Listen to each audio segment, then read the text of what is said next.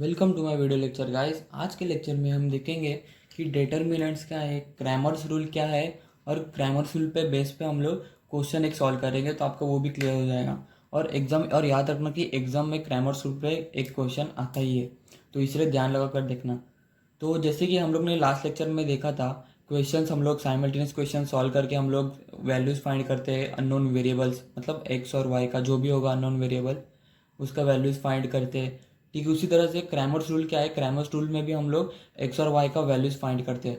तो आप बोलेंगे कि अभी यहाँ पे डिटर्मिनेंट्स क्यों दिया है। तो आप जब भी क्रैमर्स रूल सॉल्व करने जाते हो ना, तो क्रैमर्स रूल हम लोग डिटर्मिनेंट से ही सॉल्व करेंगे। तो यहाँ पे हम लोग क्रैमर्स रूल का जो भी क्वेश्चन है वो क्रैमर्स रूल में हम लोग डिटर्मिनेंट्स ही यूज़ करने वाले हैं। अब डिटर्मिनेंट्स क्या है, डिटर्मिनेंट्स मतलब ये जो भी स्क्वायर मैट्रिक्स दिया है ना उससे एक वैल्यू मिलेगा, वही आपका डिटर्मिनेंट का वैल्यू है। तो अभी देखते हैं कि ऐसा जब भी आएगा आप एक याद रखना कि डिटर्मिनेंट जब भी आएगा तब आपको एक याद रखना है कि क्रॉस मल्टीप्लिकेशन। तो अभी आप बोलोगे कि क्रॉस मल्टीप्लिकेशन कैसा, तो क्रॉस मल्टीप्लिकेशन मतलब पहले यहाँ पे ये इसका मल्टीप्लिकेशन होगा और इसका मल्टीप्लिकेशन होगा, ये होगा क्रॉस मल्टीप्लिकेशन।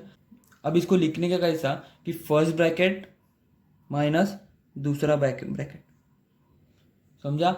तो फर्स्ट ब्रैकेट माइनस दूसरा ब्रैकेट, अभी फर्स्ट ब्रैकेट में क्या आएगा, इसका फर्स्ट एरो का मल्टीप्लिकेशन जो कि 4 × 7 हुआ, और अभी दूसरा साइड में माइनस ये इसका मल्टीप्लिकेशन 3 × 2, 3 × 2, तो ये कितना हुआ 4 × 7 = 28 माइनस 6।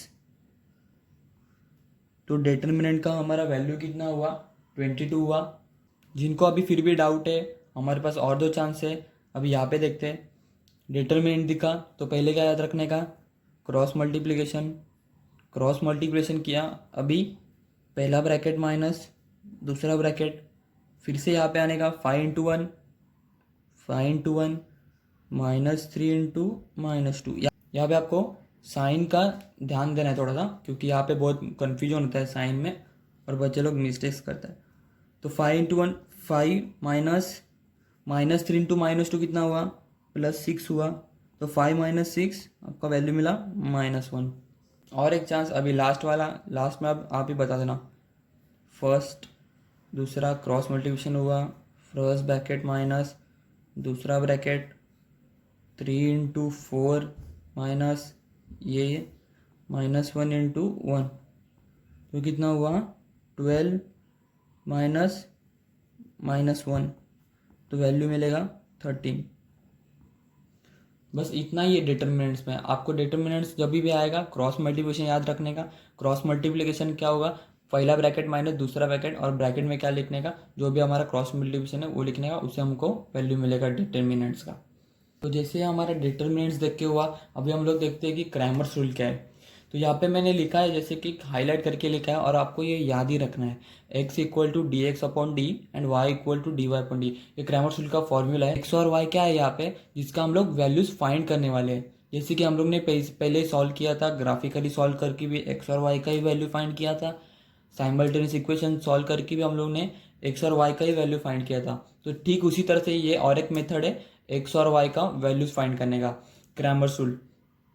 तो अभी हम आगे बढ़ते हैं, देखते हैं कि क्रैमर्स रूल में है क्या एग्जैक्टली। तो यहाँ पे x = dx/d, तो मतलब d क्या है, d हमारा डिटर्मिनेंट है। यहाँ पे dx dy ये तीनों भी है ना, तीनों भी डिटर्मिनेंट्स है, जो कि मतलब हम लोग को d dx और dy ये तीनों भी अननोन वैल्यूज है, हम लोग को इसका कुछ पता नहीं है, यही हम लोग को फाइंड करना है। तो जैसे हम लोग को d और dx का वैल्यू मिलेगा, x का वैल्यू हम लोग को मिल जाएगा, d और dy मिलेगा, y का मिल जाएगा।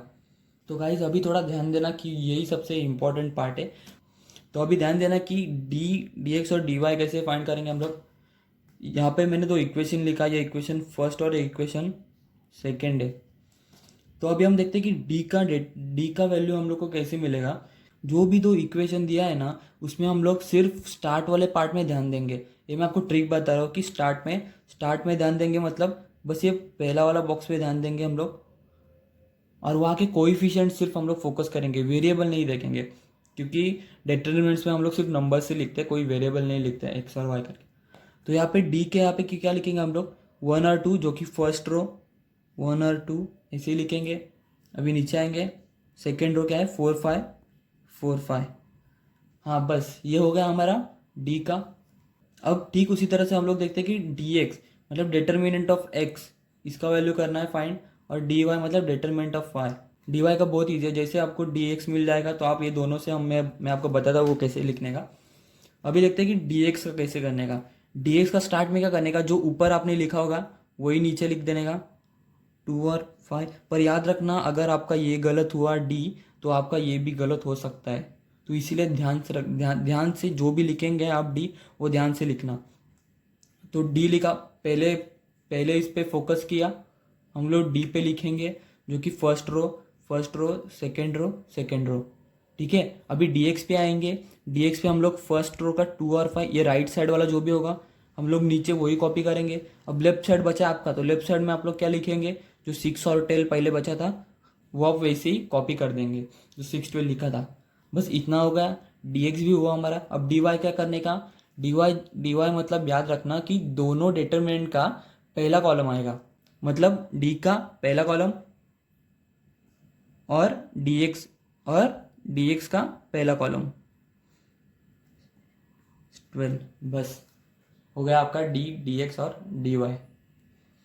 अगर आपको कोई डाउट होगा तो मैं फिर से एक बार एक्सप्लेन करता हूँ शॉर्ट में। हम लोग को डी का वैल्यू कैसे मिला, दो इक्वेशन दिया था, तो दो इक्वेशन में हम लोग ने स्टार्ट में फोकस किया, जैसे लिखा था 1 और 2, ये दो कोएफिशिएंट है एक्स और वाई का, 1 और 2 हम लोग ने इधर पहले रो में कॉपी कर दिया, 4 और 5 सेकेंड रो में कर दिया। अब डी एक्स पे आते हैं, डी एक्स पे क्या करते हैं हम लोग, राइट साइड का जो कॉपी करते हैं वैसे का वैसा, 2 और 5 हम लोग कॉपी कर दिया। बचा क्या था, 6 12 बचा था, तो 6 12 ये कॉलम इधर उतारा हम लोग ने। डी और डी एक्स तो हो गया। अब क्या हमारा डी वाई मैंने कैसे बताया था, डी का पहला कॉलम और डी एक्स का पहला कॉलम, बस। तो जैसे ही क्रैमर रूल का क्वेश्चन आएगा आप उससे आराम से सॉल्व कर सकते हो, और हमारे पास मैंने जैसे कि ट्रिप भी बताया, तो कुछ कन्फ्यूजन भी नहीं होगा, बस आप ठीक से एक दो बार सॉल्व करके देखो खुद से। तो गाइज आपको डिटर्मिनेंट्स और क्रैमर रूल का जो मैं पढ़ाया उसे आपको थोड़ा बहुत आइडिया आया ही होगा कि क्वेश्चन कैसे सॉल्व करेंगे। तो अभी देखते हैं कि क्वेश्चन सॉल्व कैसे करने का। जो मैं जहाँ पे मैंने क्वेश्चन लिखा है कि 4m - 2n = -4, ये हमारा पहला इक्वेशन है, और 4m + 3n = 16 ये हमारा दूसरा इक्वेशन है। तो यहाँ पे मैंने एक नोट लिखा है कि equation should must be in a standard form. हाँ, ये तो मैं आपको पहले से ही बता रहा हूँ कि लास्ट वीडियो में भी आपको बताया था कि आप कोई भी क्वेश्चन सॉल्व करेंगे इक्वेशन का, हमारा सब इक्वेशन स्टैंडर्ड फॉर्म में होना चाहिए। और यहाँ पे हमारा इक्वेशन भी आप अगर फोकस करेंगे, आप अगर ऑब्जर्व करेंगे तो यहाँ पे हमारा इक्वेशन, दोनों भी इक्वेशन है वो स्टैंडर्ड फॉर्म में ही है, जो कि नंबर्स एक साइड में है और वेरिएबल्स एक साइड में। तो अभी हम लोग देखते हैं कि क्रैमर रूल जैसे कि मैं आपको बोला था कि आपको फॉर्मूला याद ही रखना पड़ेगा, एक्स और y, x equal to D x upon D और y equal to D y upon D. हाँ, पर अपने केस में यहाँ पे बस एक्स के बदले एम है और सिर्फ वेरिएबल चेंज किया है, बाकी कुछ नहीं। तो वेरिएबल के हिसाब से आपका फॉर्मूला भी थोड़ा चेंज होगा।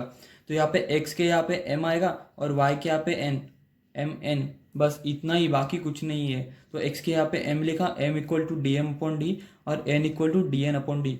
अभी देखते हैं कि डी एम और डी एन ये हम लोग का फाइंड करने का यही हमारा टास्क है। जैसे कि मैं पहले आपको बता रहा था कि क्रैमर रूल क्या है, तभी मैं आपको बताया था कि क्रैमर रूल में डिटर्मिनेंट्स हम लोग कैसे फाइंड करते हैं। तो ठीक उसी तरह से हम लोग यहाँ पे भी वो डिटर्मिनेंट्स सॉल्व फाइंड करने वाले हैं, और डिटर्मिनेंट जैसे मिलेगा हम लोग उसका वैल्यू भी फाइंड करने वाले हैं। तो अभी देखते हैं कि डी मतलब मैंने क्या बताया था आपको कि हम लोग डी जब भी आएगा हम लोग फर्स्ट वाले बॉक्स पे फोकस करेंगे। तो डी मतलब ये फर्स्ट वाला बॉक्स हुआ, तो फर्स्ट वाला बॉक्स मतलब यही, बस इतना ही। तो उसमें हम लोग क्या है, फर्स्ट रो में 4 और 2 है, सिर्फ हम लोग नंबर्स देखेंगे 4 और 2। पर हाँ, आप लोग अभी बोलेंगे कि 2, पर ये 2 नहीं है, उसका हम लोग को साइन भी देखना है। तो ये क्या है, 4 और -2 है, तो इसलिए हम लोग ने यहाँ पे 4 और -2 लिख दिया। वैसे ही ठीक नीचे भी हम लोग का दूसरा इक्वेशन का भी रो देखेंगे, 4 और 3। यहाँ पे हम लोग 4 और 3, यहाँ पे आप लोग को साइन का ध्यान देना ही है, भूलना नहीं, साइन का ध्यान देना है। हम लोग अभी देखते हैं डीएम हम लोग कैसे फाइंड किया था। जैसे कि हम लोग ने डीएक्स में देखा था कि हम लोग राइट साइड वाला जो भी कॉलम है डी का वो कॉपी करते हैं। हाँ चलो, तो फिर वो कॉपी तो कर लेते हैं, -2 3 ये तो कॉपी कर लिया। और फिर क्या देखा था हम लोग ने कि बचा वाला कौन है, अब आगे कौन बचा था, -4 और 16, तो लाओ उसको नीचे, -4 और 16 वो कॉलम हम लोग ने नीचे ले लिया। अब बस डी और डीएम तो हुआ। ठीक उसी तरह से हम लोग ने डीएन का कैसे फाइंड किया कि दोनों का फर्स्ट कॉलम 4 4 और ये -4 16 ऐसे मिल गया।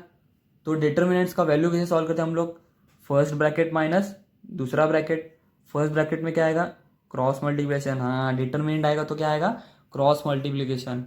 तो फर्स्ट ब्रैकेट माइनस दूसरा ब्रैकेट, तो 4 13, 12 माइनस 4 माइनस 2, 4 इंटू माइनस 2 कितना हुआ, -8। तो ऐसे हम लोग को 20 फर्स्ट वाले का वैल्यू मिला। सेम उसी तरह से हम लोग डीएम और डीएन का भी वैल्यू फाइंड करेंगे।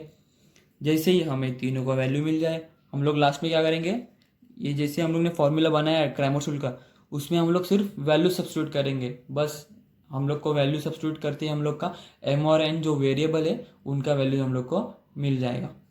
तो लास्ट में जैसे ही तीनों डिटर्मिनेंट्स मिलेंगे हम लोग को ऐसा लिखना है, और ये ऐसा ही लिखना ही पड़ेगा क्योंकि आप लोग डायरेक्ट नहीं लिख सकते कि ये फॉर्मूला कहाँ से लाया, तो उन लोग को बताना तो पड़ेगा ना कि हाँ ये फॉर्मूला हम लोग ने क्रैमर रूल से लाया है। सो हम लोग को ऐसा लिखना ही पड़ेगा, by Cramer rule we get m equal to D M upon D. अभी हमारे पास dm का भी वैल्यू है, डिटर्मिनेंट का भी वैल्यू है, ठीक उसी तरह से n में dn का भी वैल्यू है और d का भी वैल्यू है। ये पूरा वैल्यू सब्स्टिट्यूट करके हम लोग को m और n का वैल्यू मिलेगा m1 और 4, जो कि हमारा अननोन वेरिएबल्स है। और हाँ हम लोग यही कर रहे थे पहले भी, जो कि ग्राफिकली में भी हम लोग ने अननोन वेरिएबल्स फाइंड किया था x और y, ठीक उसी तरह से हम लोग ने इक्वेशन में से m और n अननोन वेरिएबल थे उनका वैल्यू फाइंड कर दिया बस। So guys, if you like my video, don't forget to share and subscribe and stay tuned for next video lectures.